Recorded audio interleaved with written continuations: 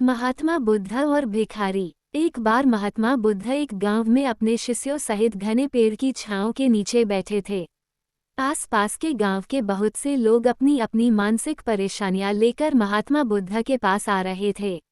महात्मा बुद्ध उन सब की मानसिक परेशानियों का समाधान देते। सब लोग खुशी खुशी अपनी समस्याओं का समाधान पाकर वहां से लौट रहे थे। वहीं से कुछ दूर बैठा एक दुखी भिखारी खुद की किस्मत को कोसता हुआ बुद्ध के पास जाने वाले लोगों को देखकर ये सोचने लगा कि अभी कुछ देर पहले तो ये लोग दुखी मन से मुंह लटकाए उन महात्मा के पास गए थे, और अब इतना खुश होकर कैसे वापस लौट रहे हैं।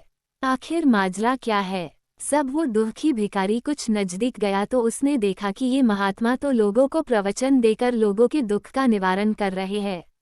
जरा मैं भी जाकर देखूं कि वो महात्मा ऐसा कौन सा खजाना बांट रहा है इन लोगों को, जो इनके चेहरे खुशी से लाल हो गए। ये देखकर भिखारी के मन में भी तीव्र इच्छा हुई कि क्यों ना मैं भी अपना दुख इन महात्मा को बता दूं। मुझे भी अपने दुख का समाधान अवश्य मिलेगा। बस फिर क्या था, समाधान पाने की लालसा लिए भिखारी महात्मा बुद्ध के सामने पहुंचा और हाथ जोड़कर प्रणाम करते हुए बोला, हे महात्मा बुद्ध, मैं भी लोगों की मदद करना चाहता हूँ। मेरी बहुत इच्छा है कि मैं लोगों की मदद करूँ, लेकिन मैं मदद कैसे करूँ?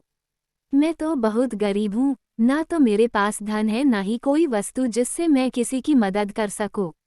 मैं चाहकर भी किसी की मदद नहीं कर सकता। मुझे भगवान ने इतना गरीब क्यों बनाया? हे महात्मा, मुझ पर कुछ कृपा करो। इतना बोलते हुए भिखारी रोने लगा।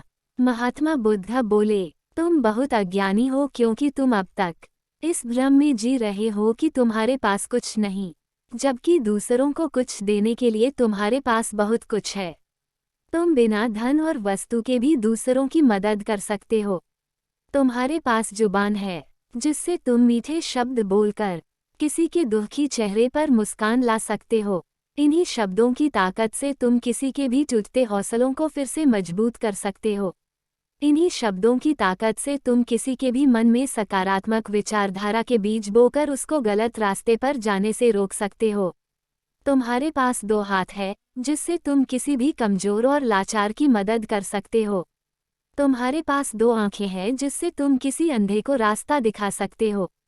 तुम किसी के लिए दुआ कर सकते हो सकता है तुम्हारी दुआ से किसी के बिगड़े काम फिर से बन जाए।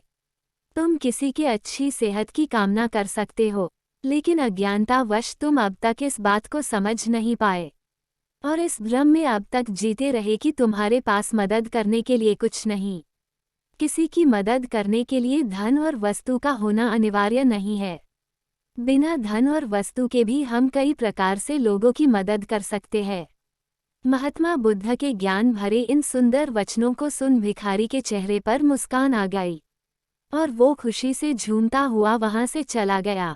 तो दोस्तों, महात्मा बुद्ध की इन बातों से कितना सुंदर ज्ञान जानने को मिला। आज के समय में ऐसे ही बहुत से लोग हैं जो यही सोच सोच कर दुखी होते रहते हैं कि मेरे पास ये नहीं वो नहीं, बल्कि जो है उसी में संतोष करना सीखो और बिना किसी मतलब के लोगों की मदद करो। इन्हीं से आपको परम सुख की प्राप्ति होगी। तो दोस्तों, ये कहानी आपको कैसी लगी जरूर बताना, और ऐसी ही और भी कहानियों के लिए चैनल को सब्सक्राइब कर लेना। धन्यवाद।